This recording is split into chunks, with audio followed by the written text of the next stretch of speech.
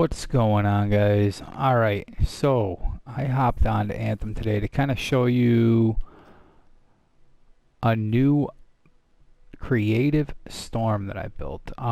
This would be a steam vent build. I've got two variations of it. I really haven't played a storm that I enjoy more than this one. This used to be my favorite. I'm going to show you a quick example of my old favorite storm. And I posted a video. You guys, I think, have seen it before, but it's been modified a little bit since. So previously, I mentioned to everybody: shield delay, gunslinger mark, token of daring, shield delay, e-power, gear recharge, damage, symbiotic surge, damage, gear recharge. You don't necessarily need the e-power, but you do need symbiotic surge. You do need soften blows, but as you can see, I'm running damage and gear recharge. Vanguard token with shield delay, you have to have that on. You have to have gunslinger's mark. You don't have to have on token of daring. If what you're looking for is shield delay, right? You could put on, if you even have like a double shield delay on token of pupil. This is a good one. It'll increase your right bumper damage, and you'll see, you'll notice later in the video, I chose this on one of my builds. But token of daring is just such a good thing. The shield break gives you all your gear charges back. I mean, what a cool thing to have on the storm. Anyways, this right here is one of my favorite builds. I'm running the 250 gear damage with 100 charges, repair drop rate, steam vent, once again 200 charges, 150 gear damage with repair drop rate. Now this is intentional. I do have guns that look like they're better than this. 28 damage with elemental. That's a double damage roll.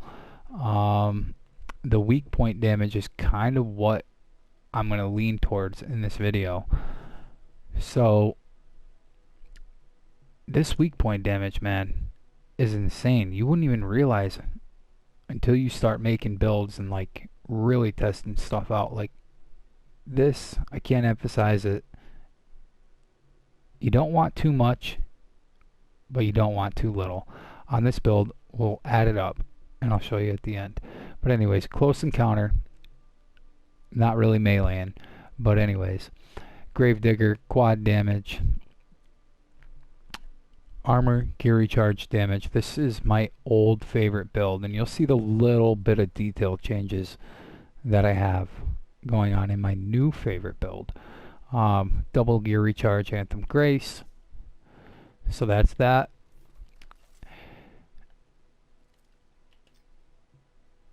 Now my new favorite build is kind of a spin-off of that.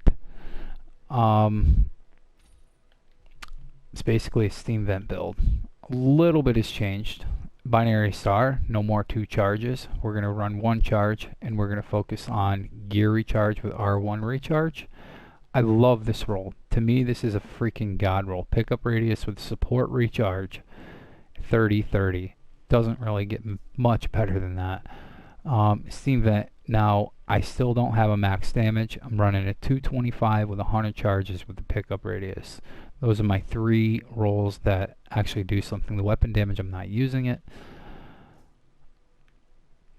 Let's get to the weapons.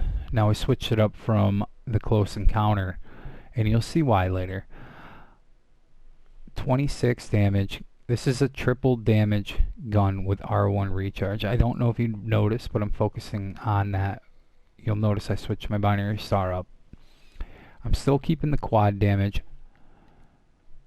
We're not going to use any armor. We're not going to use any shields. 25 damage, 21 damage with repair drop rate and gear recharge. Great to have. That repair drop rate and pickup radius is going to really proc symbiotic surge. Okay, we kept the gunslinger mark. So that weak point damage is increased by 60%. And it increases your gear recharge by 50. That's huge. You don't want to take that off. Anyways, Ultimate Precision. I'm running this one because I have a double shield delay roll. With no armor, no shields, I have to have my shield delay up. Alright, L1 increases R1 damage. That's great. I only have one binary star anyway, and this is a steam vent build. Anyways, Symbiotic Surge, gear recharge with weak point damage. Remember, I took it off the close encounter. I needed to put it back somewheres. So, steam vent is going to do weak point damage as long as you are aiming for the weak point, and it does a lot. 25 damage with R1 damage. The more R1 damage you have, the more weak point damage you're going to do. Obviously, we're running the same Vanguard token. Now, the only other thing that I've changed is here, because we're running 100 charges and we're not running 200. I'm going to run out of my steam vent a little bit quicker. We don't want that lag. So I increased the R1 recharge. I increased my R1 damage. I took away the armor slots. I took away the shield slots that I could use. I don't have any of that, but I did increase my shield delay. And just increasing it that little bit of 10% really made this build pop. Alright, so let's hop into a quick video. Gonna run into gear. We're gonna run into my sigils I'm using. Gear recharge, fire, gear recharge. Typically I'm always running 2 gear recharges and 1 fire. Depends on the build necessarily, but if you're missing a little bit of gear recharge on your build, you might want to run 3 gear recharges because you don't want to have the lag. That fire damage is not as important as getting rid of the lag in your steam vent. You have to keep that steam vent charged, and I'll show you here. Alright, so this week we do have low armor damage boost. Keep that in mind.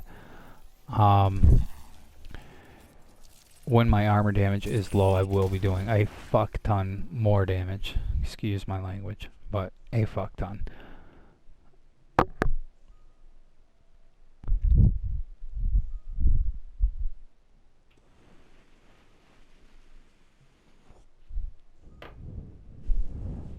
I got some other new builds that I kind of want to make videos about. I want to make a Ranger build and I want to make an Interceptor build video. My Colossus has been upgraded quite a bit. I got 2 new builds on that. Oh my god. I couldn't get off them for like a week or 2. They were great. But anyways, progression, man. You don't think you're going to get stronger or like your Javelin more, but the more you play, the more you design it. Oh my gosh. This game is great. They really need to come out with an Anthem 2.0. The trick to Anthem 2.0 would definitely be integrating the fact that once you hit 960, your grind is on. Your 960 can't get higher than that. That's kind of what makes Anthem so good, in my opinion. Like Destiny, you'll grind and grind and grind and grind, and then your power level increases. Like, what's the point in that?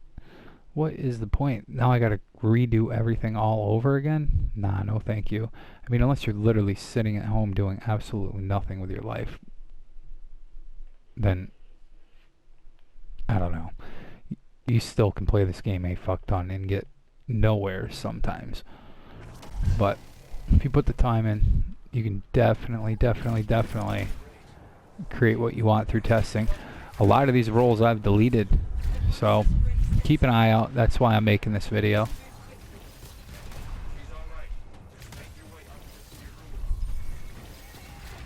Alright, I'm going to point something out to you. Check this out.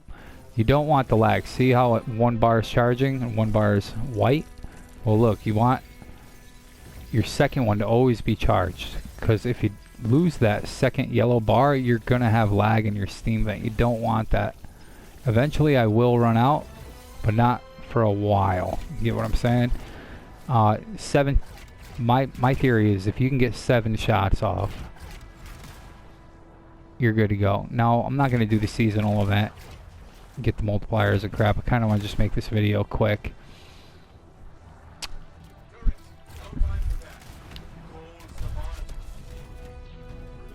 Okay, L1 to R1. Now this is without low armor, dude.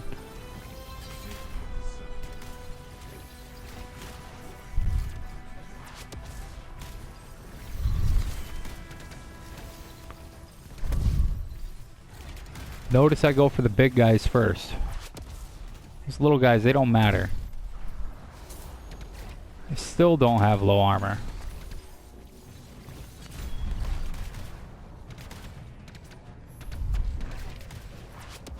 I'm probably not going to get the mini boss. Okay, now I have low armor. Check this out.